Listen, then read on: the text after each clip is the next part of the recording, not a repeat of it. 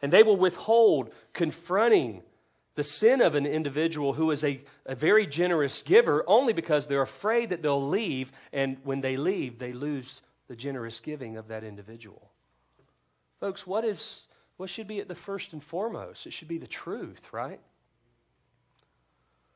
In fact, if you don't confront a man who has that kind of influence, it will just get worse.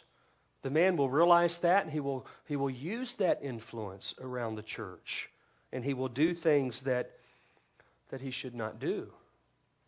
Well, the second man, another man walks in, and all the attention is on this man who's got all the rings and the bright clothing on, and they're sitting him down at the right places. Well, at the same time, another man walks in, and this man is poor.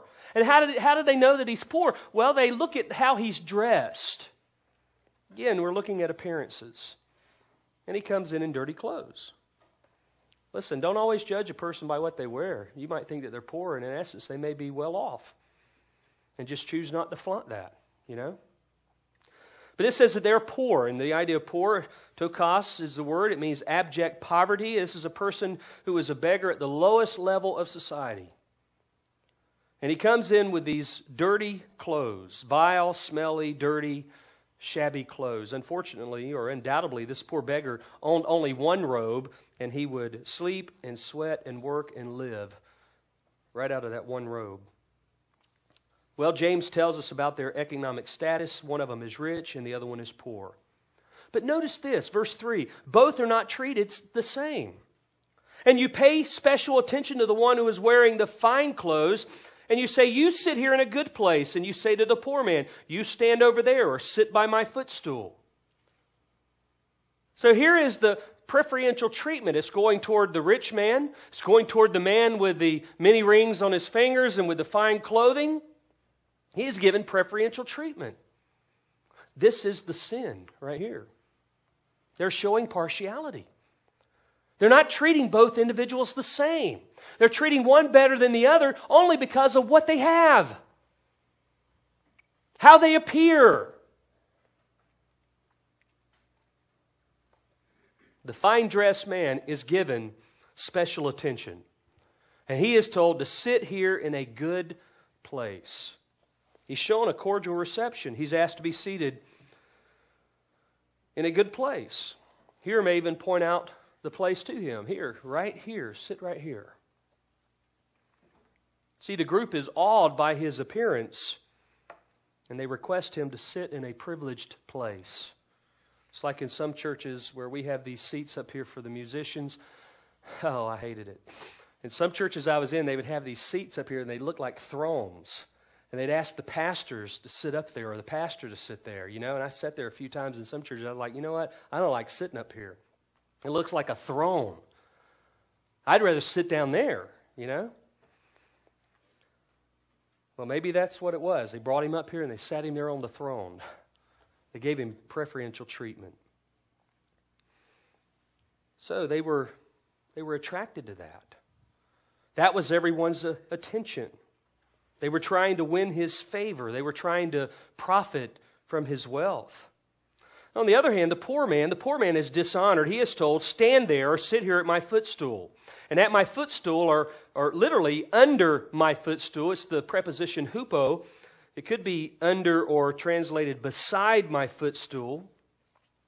Since the head of a man sitting on the floor would be at the level of the feet of those who were on the platform, that expression would imply nothing more than sitting on the floor. Here, you come over here and you sit right there on the floor. And listen, if the reference is to a literal footstool, someone in the assembly had both a chair and a footstool, and he wouldn't give either to the poor man. Linsky writes, we should remember that most people sat cross-legged on the floor. Only more important persons had elevated seats, chairs, benches, etc. No one would think of treating the rich visitor in this fashion. Oh no, that's the point James makes. His readers are still respecters of persons in the evil sense of the word. So the one they tell, you sit over here in a good place. The other, you sit over there on the floor. Sit down there by my feet. So James raises a question, verse 4.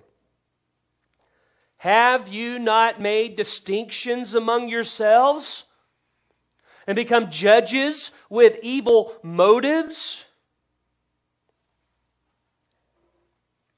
The question invites the readers to probe their conscience. He tells them, you have shown partiality by your treatment of the rich and poor man. You welcome them based on their social and economic status, and that is sin. Again, verse 9, if you show partiality, you're committing sin. And then he tells them, you become judges. And you become judges with evil motives. And in calling them judges, James here is suggesting that they have needlessly constituted themselves as judges in this situation. Their decisions based on external matters of dress alone were less than judicious. In fact, the genitive describes the quality of the judges. They were motivated by evil thoughts, evil motives. And James here, he evates this conduct as evil. And of the three words that he could use, he uses the strongest word, which carries the idea of vicious intentions that have a destructive and injurious effect. He uses the strongest term. John Calvin, he comments on that phrase, and he says, this may read affirmatively as well as interrogatively, but the sense would be the same, for he amplifies the fault by this, that they took delight and they indulged themselves in so great a wickedness. He says, if it was read interrogatively, the meaning would be this: does not your own conscience hold you convicted, so that you need no other judge? If the affirmative be preferred, it is the same as though he had said, this evil also happens, that ye think not that you sin, nor know that your thoughts are so wicked as they are. William MacDonald, he correctly says that they had snobbery, they had case distinctions, and all of this was utterly inconsistent with their profession. Servility to human greatness has no place in the presence of the Lord of glory. Contempt for others because of birth, race, sex, or poverty is a practical denial of the faith, and this command does not contradict other portions of the New Testament where believers are taught to pay proper respects to rulers and to elders and to masters and to parents. Let me have you to turn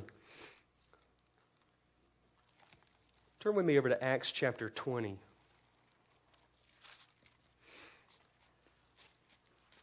Actually, let's go to 17.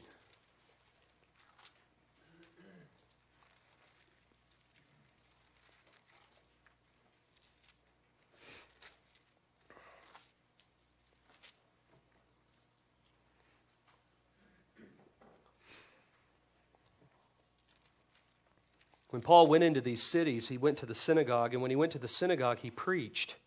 And he preached the gospel.